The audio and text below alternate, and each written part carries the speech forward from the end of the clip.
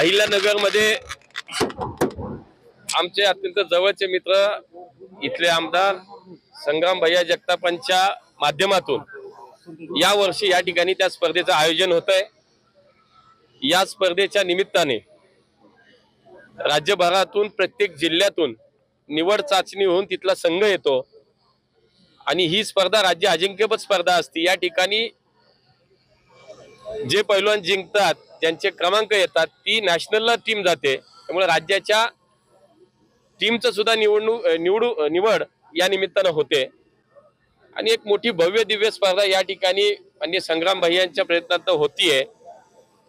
अहिल्यानगर जिल्हा कुस्तीगीर संघ यांच्या विद्यमानं महाराष्ट्र राज्य कुस्तीगीर संघाचे आमचे अध्यक्ष माननीय रामदास भाऊ तडस आणि आमच्या सगळ्या टीमच्या माध्यमातून ही स्पर्धा या ठिकाणी होती। या स्पर्धेला राज्याचे मुख्यमंत्री माननीय देवेंद्रजी फडणवीस, माननीय उपमुख्यमंत्री अजितदादा पवार या दोघांनी येण्याचं मान्य केलंय आणि हजारो स्पर्धक या ठिकाणी या स्पर्धेत सहभागी होतात आणि एक अहिल्यानगर सारख्या जिल्ह्यामध्ये घेण्याचं खरं तर एक प्रयोजन यासाठी आहे की या जिल्ह्याला एक मोठी कुस्तीची परंपरा आहे। ठीक आहे, आता मला असं वाटतं की याला राजकीय स्वरूप दिलं नाही पाहिजे।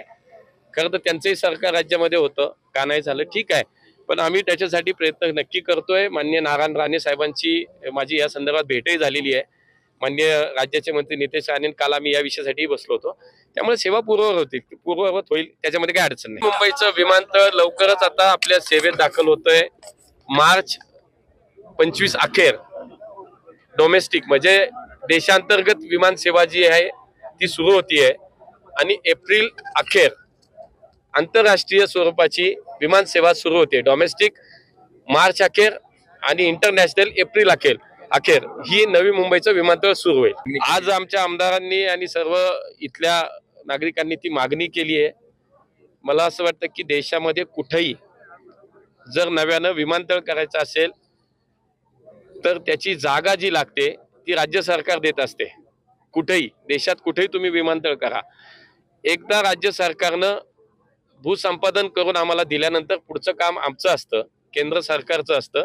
त्यामुळे आमचे आमदार संग्राम भैया असतील, त्यांचे सगळे या ठिकाणचे त्यांचे सहकारी असतील, या सगळ्यांना माझी तीच विनंती मी त्यांना केली की शेवटी राज्य सरकारचे प्रतिनिधी आपण सगळे आहात, त्यामुळे या ठिकाणी या भागाला नवीन विमानतळाचा जो विचार आपला आहे त्यासाठी राज्य सरकारकडे पाठपुरावा करून आपण एखादी जागा ही ताब्यात घेतली पाहिजे।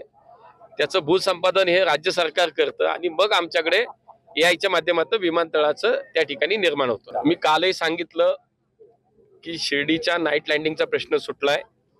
त्या ठिकाणी CISFची मॅनपॉवर लागत होती, ATCची मॅनपॉवर लागत होती, ते दोन्ही प्रश्न संपलेत। या देशाच्या गृहमंत्री माननीय अमित भाई शाह यांच्या खात्याकडनं होम मिनिस्ट्रीकडनं CISFची मॅनपॉवर आम्हाला हवी होती।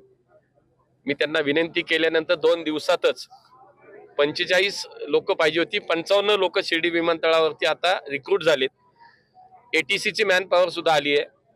प्रश्न आहे की त्या ठिकाणी रनवेचं रिकार्पेटिंग चालू आहे। रिकार्पेटिंगला अजून 2 ते 3 महिने लागतील, कारण नाईटमध्येच ते काम चाललंय, कारण दिवसभरामध्ये जायला यायला अडचण नको म्हणून रात्रीमध्येच रिकार्पेटिंगचं काम चालू आहे।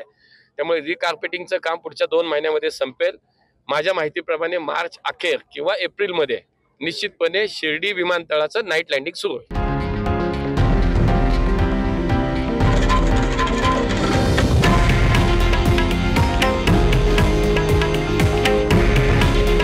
हे आहे देशातील नंबर 1 न्यूज नेटवर्क आणि आपण पाहत आहात TV9 मराठी। काळजी तुमची, हित महाराष्ट्राचं।